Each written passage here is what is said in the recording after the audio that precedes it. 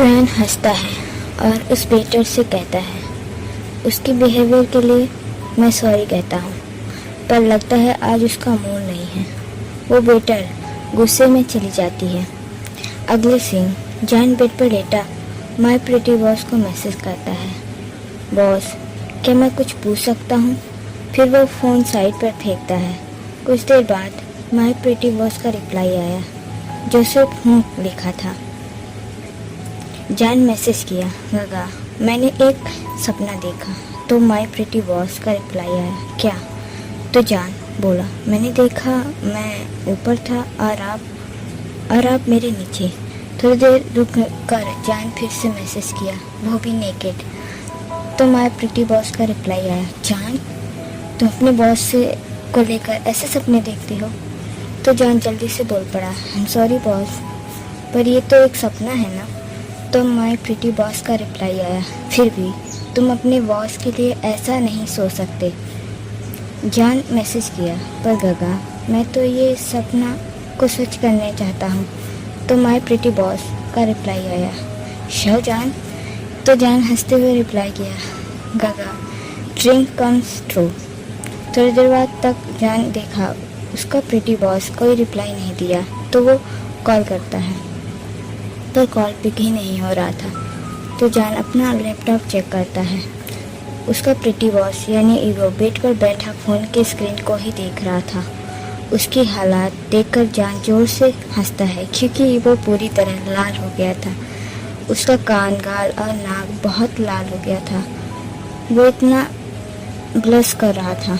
Evo अपना phone को side रखता है और ब्लैंकेट पर खुद को पूरी तरह से ढक कर लेता है, जिस वजह से जॉन उसे नहीं देख पा रहा था।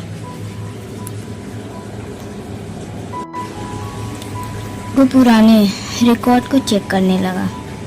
वह हैरानी से लैपटॉप को देख रहा था। अगले दिन जॉन लेट ऑफिस जाता है। जंग देखा, उसकी आंखों पर काले घेरे आ गए थे। तो वो पूछा कि क्या कल उसने ठीक से सोया नहीं, जिस पर जॉन मुस्कुराया और हाँ पर सिर हिलाया। जंग आगे भी पूछने वाला था, पर अभी इस टाइम नहीं। जॉन जल्दी से ईवो के कैबिन जाता है। ईवो काफ़ी फाइलों के साथ बिजी था। जॉन पहले दरवाजे पर खड़ा ईवो को घूर रहा था। वो मुस्कुराया और अपनी चीयरफुल आवाज़ में बोला, गुड मॉर्निंग गगा। अचानक से आई आवाज़ से ईवो तो पहले शॉक हो जाता है, फिर वो जॉन को भी मॉर्निंग विश करता है। फिर ईवो बोला, गगा नहीं बॉस। तो जॉन बोला, ओ हाँ।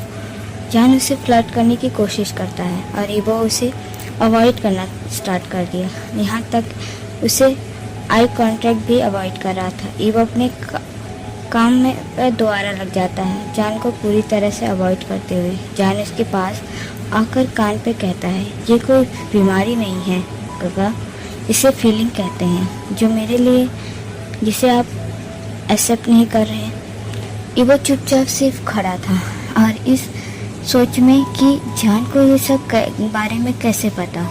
ईवो हार्ट की बीमारी के लिए डॉक्टर को भी दिखाने गया था। जॉन दोबारा बोला, कह दो गगा कि आप भी मुझसे प्यार करती हो। तो ईवो शॉक और कंफ्यूज में सिर्फ उन्हें इतना ही बोलता है, क्या? और जॉन की तरफ मुड़ा तो जॉन चक्कर करता है और उसके क्लोज जाने लगा। फिर ईवो के लिप्स पर किस करता है और कहा, फीलिंग को शो करो गगा, कहो कि आप भी मुझसे उतना ही प्यार करते हैं जितना मैं करता हूँ। फिर से जॉन उसके लिप्स को एक बार लिक करता है और विक करके वहाँ से चला जाता है। ईवो तो वहीं फ्रीज खड़ा था। जॉन ने दूसरी बार उसे किस कर दिया। फिर जॉन की बात याद आते ही ईवो बोला, क्या वो मुझसे प्यार करता है? जॉन इनडायरेक्ट ईवो को अपनी फीलिंग कन्फेस कर दिया था। दूसरी तरफ नाई हुसैन बस का वेट करते स्टेशन पर खड़ा था। वो मम्बल करता है, इसकी वजह से मैं लेट हो गया।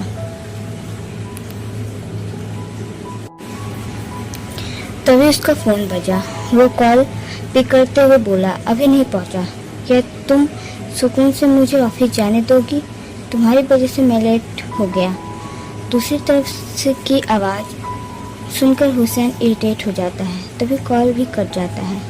वहाँ बस भी आ जाती है, पर उससे पहले हुसैन बस पर चढ़ता। 2 ब्लैक कार उसकी तरफ आकर खड़ी होती है। उसमें से ब्लैक कपड़ों में काफ़ी सारे आदमी निकलते हैं और हुसैन को अपने साथ ले जाने लगते हैं। पर हुसैन खुद को छुड़ाने की कोशिश करता है और तेज आवाज़ों से चिल्लाने लगा। तभी एक आदमी पीछे से उसके सिर पर उसके मुंह पर कपड़ा रखता है, जिससे स्मेल से हुसैन बेहोश हो जाता है। वहाँ फिलहाल ज़्यादा पब्लिक भी नहीं थी और वो थोड़े थे जो डरे हुए थे और उसे इग्नोर करके चले जाते हैं। थोड़ी देर बाद हुसैन की आंखें खुलती है तो वो खुद को बंद कमरे के अंदर पाता है और उसका हाथ पीछे बंधा हुआ था और चारों तरफ गार्ड ही गार्ड थे। तो हुसैन एक गार्ड से पूछा, कौन हो तुम लोग और मुझे यहाँ क्यों लाया, मुझे बांध के क्यों रखा? हुसैन लगातार सवालें कर रहा था। तो उनमें से एक गार्ड बोला, ये तो सर ही तुम्हें बताएंगे कि तुमने किया क्या है। अचानक से उस कमरे का दरवाज़ा खुला और हुसैन उस आदमी की सिर्फ परछाई देख रहा था, क्योंकि वो अभी तक पूरा इंटर ही नहीं हुआ। वो दरवाजे के पास ही खड़ा था। धीरे धीरे वो आदमी इंटर होता है, जिसे देखकर हुसैन शॉक था। वो बोला, ब्रदर जान। तो जान इस्मक्कर बोला, श्योर भी जान। मुझे स्टॉप करने से पहले मेरी पूरी जानकारी तो ले लेते। तुम सिर्फ मेरे बाबा को नाम जानते हो, लेकिन तुम बाबा को जानते ही नहीं। और लोग कहते हैं मैं पूरी तरह अपने बाबा पर गया हूँ, इवन किसी के पूरी तरह पनिश करने के भी, इवन किसी को पूरी तरह पनिश करने में भी। तो हुसैन खुद को छुड़ाने की पूरी कोशिश कर रहा था, पर कोई फायदा नहीं था। वो वहाँ से भाग नहीं सकता। चारों तरफ गार्ड लगे थे। वो साय किया और अपना सर नीचे कर लेता है। जान के पीछे से जियांग बोला, कोई एक्सप्लेनेशन है तुम्हारे पास, क्यों किया ऐसा? तो हुसैन रोने लगा। वो रोते हुए बोला, मेरे पास और कोई रास्ता नहीं है। उनके पास मेरा भाई है, जिसे यूज़ कर मुझे ब्लैकमेल करते हैं। तो जान चिल्लाते हुए बोला, मुझे डिटेल चाहिए। तो हुसैन हड़बड़ाते हुए कहा, मैं बताता हूँ। उन्होंने मुझे तुम्हारे पीछा करने को कहा था। पहले तो मुझे तुम्हारे पीछे वेंसकॉप पर भेजा गया, पर पता चला कि तुम वहाँ से छोड़ दिए। ऐसा ही हो रहा था, तुम हर जगह से जॉब छोड़ रहे थे, इसलिए उनके पास आखिर उम्मीद वांग कॉप रहा, इसलिए उन्होंने मुझे वहाँ भेज दिया।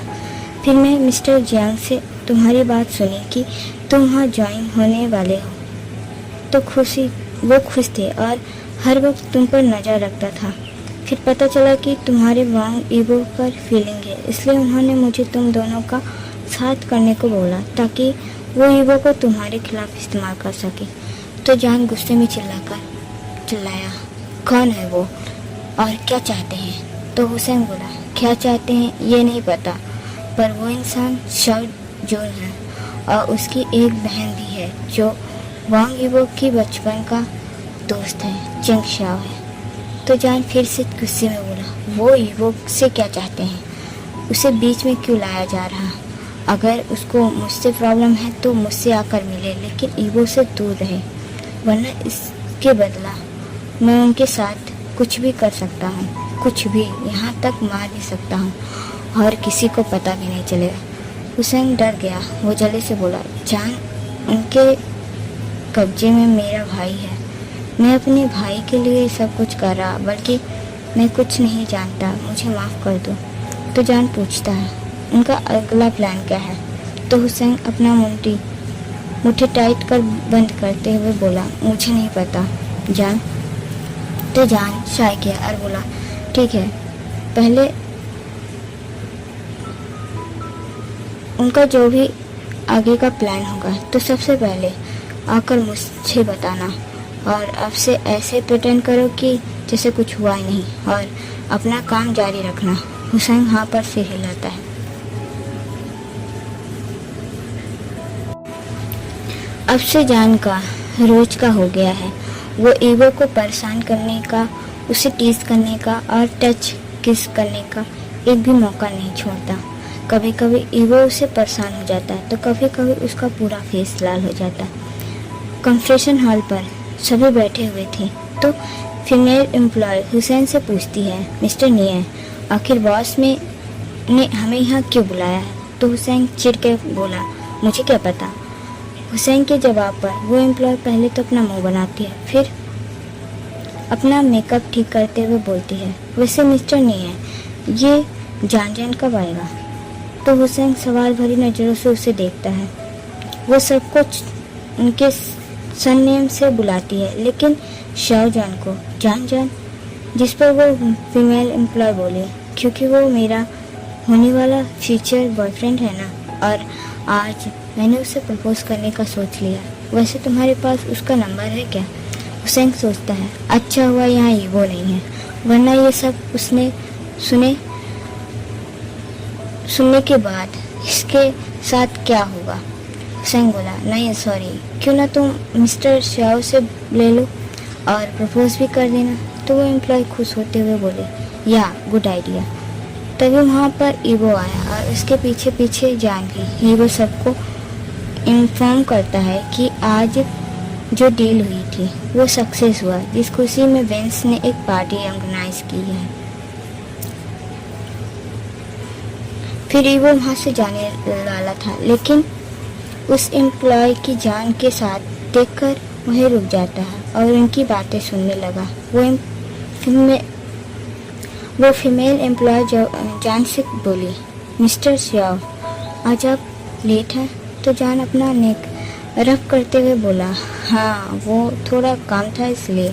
तो एम्प्लॉय डायरेक्टर जान का नंबर मांगती है। मिस्टर श्याव देखिए,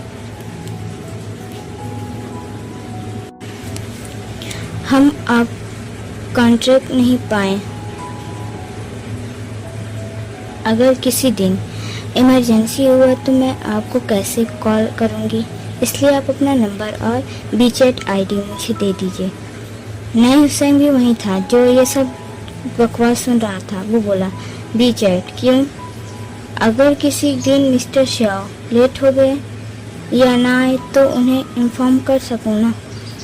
तो वो एम्प्लॉय बड़े गर्व से बोली। हुसैन तो शाय किया कि वो भी ये सब सुन रहा।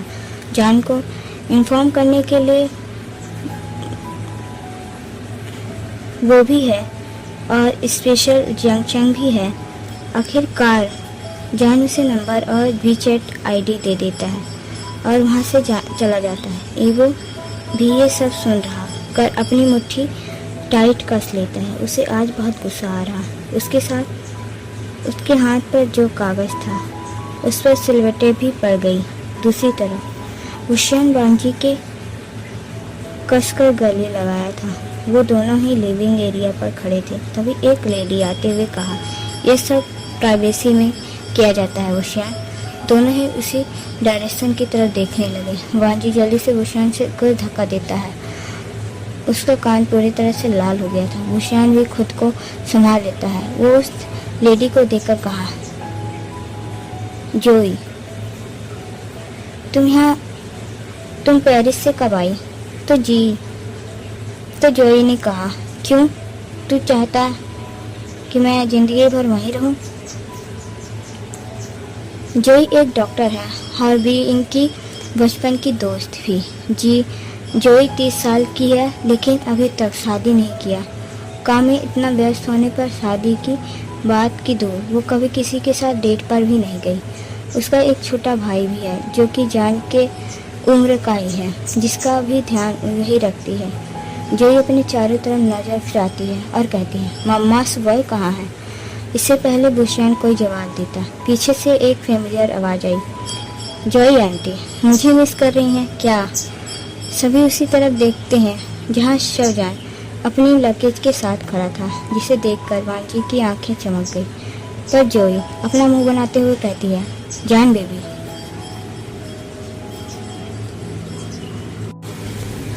मुझे आंटी मत कहो, अभी तो मेरी शादी भी नहीं हुई।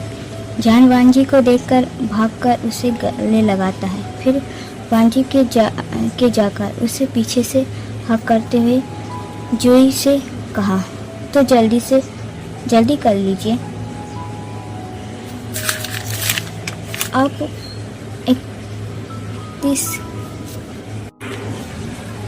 आप 31 की होने वाली हैं और अब आप यंग नहीं रही। जोई मुंह बनाते हुए बिंग की तरफ देखकर कही, वैसे जान आज भी वांजी के पीछे ही छिपता है।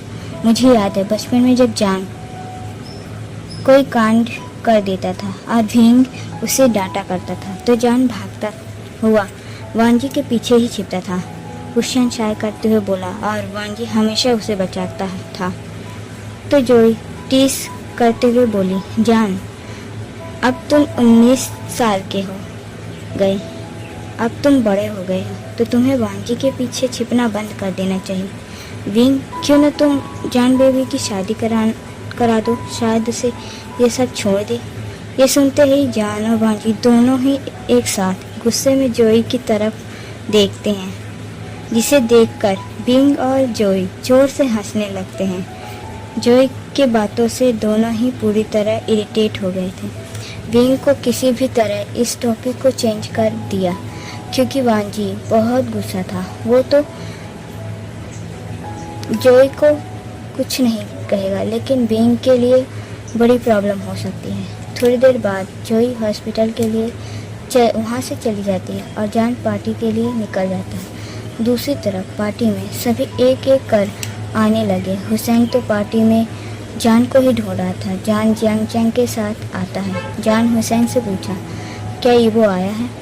तो हुसैन कहा, नहीं अभी नहीं। जान ईवो को कॉल करता है, जिस पर ईवो कॉल पिक ही नहीं करता है, जिस पर जान अपसेट दिखने लगता है। तो हुसैन कहता है, रिलैक्स ब्रो, आ जाएगा। तीनों मेंशन के इंटर पर ही खड़े थे, तभी एक ब्लैक कार आकर खड़ी होती है और उसमें से एक लेडीज बाहर आती है जिसे जान अच्छी तरह पहचानता था। वो ईवो की मदर थी। इसके बाद ईवो भी कार से बाहर आता है। इसे देखकर जान के फेस पर पहली वाली स्माइल आ जाती है, पर जान सोचता है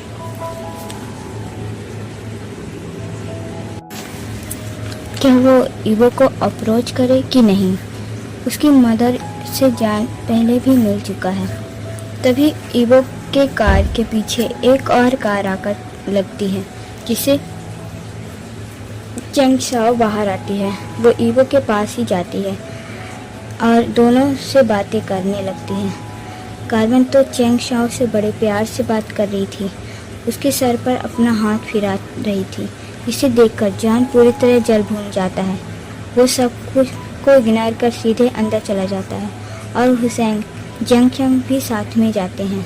ईवो ने जान को देखा ही नहीं था और दोनों के बीच में इरिटेट हो रहा था। इधर जान काउंटर पर बैठा वाइन को पिए जा रहा था। वो पूरी तरह फ्रस्ट्रेटेड हो गया था। वो हुसैन को चेंग शाओ के पर नज़र रखने के लिए कहता है।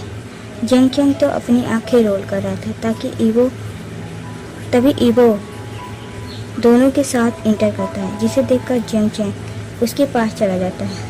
जंग कार्बन को ग्रीट करता है। जंग कार्बन से बिजी हो जाता है और ईवो जान को ढूंढता है, जिसे काउंटर पर जान दिखता है, पर वहाँ जान अकेला नहीं था। उसके पास लिली और मिसेस वेन भी थी, जो बार बार जान को टच कर रही थी, जिसे देखकर ईवो को फ्रस्ट्रेशन फील हो रहा था। विन चाओ भी आकर कार्बन को ग्रीट करता है, फिर वाइन का ऑफर देता है, जिसे जंग तो रिजेक्ट कर देता है और कार्बन एक्सेप्ट कर लेती है।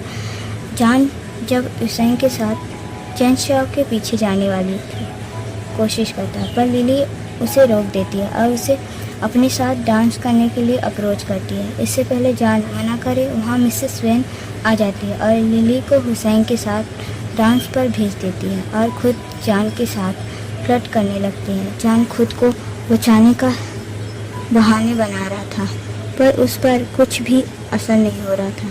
मिसेस वेन पूरी तरह ड्रंक थी, इस वजह से जान को और अनकंफर्टेबल लग रहा था। इधर ईवो काउंटर के एक साइड पर बैठ जाता है। वो बार बार जान की तरफ ही देख रहा था,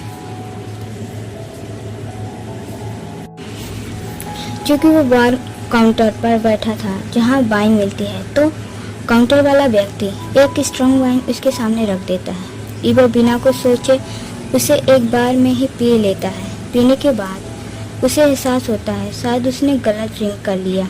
कुछ सेकंड बाद ईवो वहीं काउंटर पर ही बेहोश हो जाता है, जिसे देख काउंटर वाला व्यक्ति घबराने लगता है। काउंटर वाला व्यक्ति ईवो को पहचानता था, उसे पता है वांग ईवो कौन है। वो व्यक्ति किसी भी तरह ईवो को हिलाता है, उसे जगाने की कोशिश करता है, जो कि उठ ही नहीं रहा था। इधर जान से मिसेस वेंग चिपक कर बात कर रही थी।